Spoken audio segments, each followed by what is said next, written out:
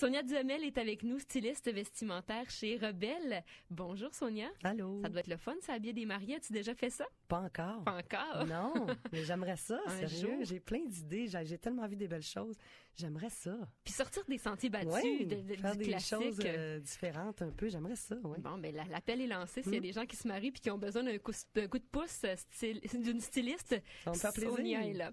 Mais aujourd'hui, on s'adresse à ces madames qui ont le bedon Oui. rond. Bedon de laine et bedon rond, comme on disait tellement dans beau. Passe-Partout. Oui. Sonia, on parle de maternité. Alors, peu importe la phase de votre grossesse, bien sûr, vous le savez, le bien-être que procurent vos vêtements, ça devrait faire partie de vos priorités. Alors, Sonia va nous donner quelques trucs faciles à appliquer en attendant bébé, afin qu'on puisse être élégante et branchée. Et ça, c'est pas toujours facile. J'en sais quelque chose. C'est pas toujours facile, et puis en plus, on a toujours peur de dépenser beaucoup de sous pour ça, fait que je vais vous donner des petits trucs. Vous savez que mon mot d'ordre, c'est toujours rentabilité. Ça s'applique également à cette phase-là de votre vie qui est un événement extraordinaire. Donc oui, effectivement, les vêtements, ça c'est une priorité. Après, l'alimentation et de bien prendre soin de soi. C'est très important d'avoir aussi des bons vêtements, pas juste pour bien soutenir notre corps, mais aussi pour notre mental, comme on en a toujours parlé. Donc là, c'est pas toujours important d'aller acheter vraiment dans des magasins de maternité, sauf peut-être pour quelques pièces incontournables.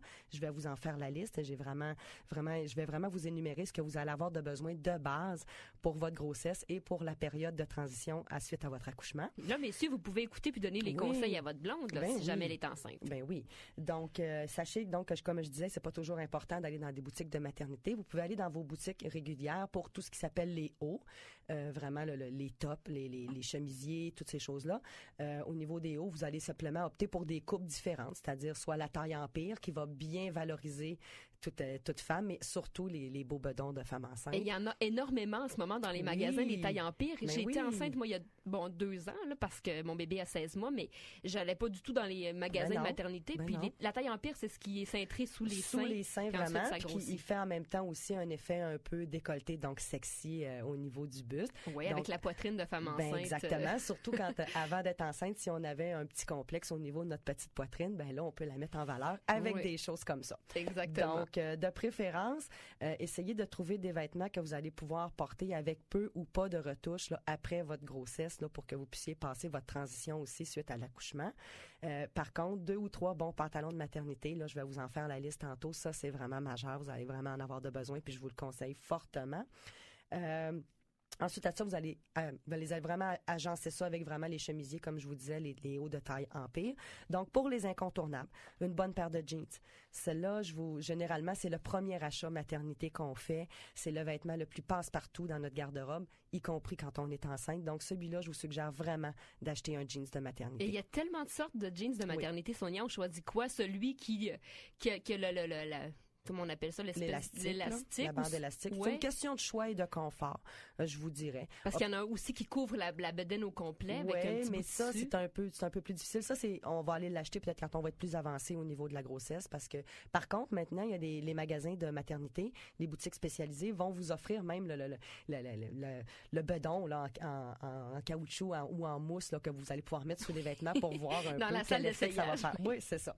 Donc 2 pantalons, un noir, optez sur au moins un noir, et puis essayez d'en trouver un autre, peut-être un gris charcoal ou quelque chose comme ça, qui va faire toute votre grossesse. Vous allez avoir 3 pantalons. Donc là, vous allez vous trouver avec ça différents hauts pour harmoniser le tout. Là, vous pouvez vous permettre d'en acheter quelques-uns parce que vous allez les porter pour plusieurs mois d'avance. Une robe tout allée que vous allez prendre de couleur neutre, que vous allez mettre pour vos sorties, que vous allez pouvoir même passer le temps des fêtes avec. C'est pas nécessaire de mettre beaucoup de sous à ce niveau-là, mais une belle robe tout allée là, que vous allez porter à plusieurs occasions, soit avec un chandail en dessous, un veston par-dessus ou un chemisier ou quoi que ce soit. Un maillot de bain, les femmes enceintes font de l'aquaforme pour la plupart.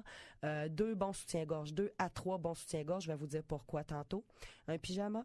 Là, l'hiver s'en vient, donc on rajoute des collants de maternité et un petit lainage cache-cœur pour vraiment les pelures. Pour le manteau, c'est un achat important. Des fois, ça pose problème. Oui, moi, Sonia, j'ai fait la moitié de l'hiver avec mon manteau conventionnel, mais le bouton du milieu avait Attachait arraché. plus. Il avait complètement éclaboussé en morceaux quand j'avais tenté de l'attacher.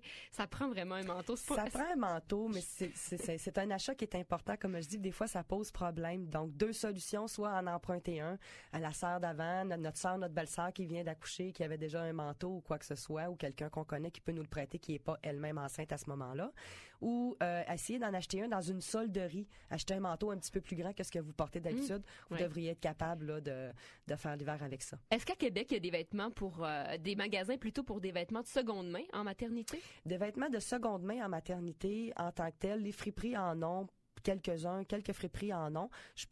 J'ai quelques adresses à vous fournir là à la fin. Oui, il y en a, mais c'est plus difficile de trouver des vêtements de seconde main. C'est vraiment des choses qui se passent entre sœurs et entre belles-sœurs et entre amis, bien souvent là, c'est au niveau des vêtements de maternité.